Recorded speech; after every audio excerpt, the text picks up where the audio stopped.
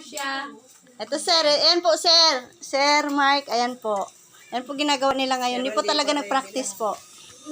Ayan po ang pasimuno. Tapos yung anak po niya.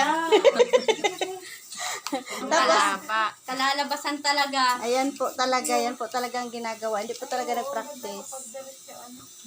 Tapos po, ayan po, tagahanda namin ng pagkain. Ayan po. Ayan po talaga ang may gawa. Kaya lagi kaming lumalamon. Ayan po sir, kasi wala po kayo. Ayan po. Uy, baka nasa chinik niyo si sir? Itinag ko eh. Ayan sir. Isa lang po talaga ang busy. Joke lang po lahat po. Medya, sa saan?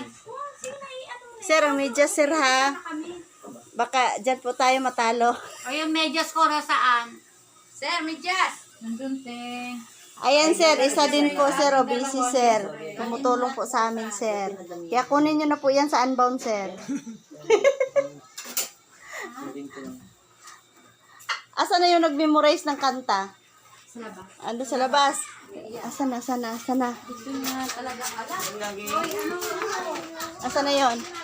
Tingin nga. Parang wala naman.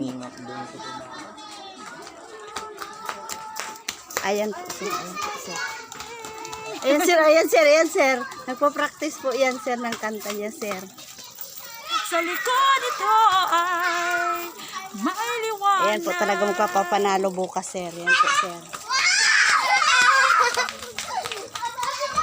Asin at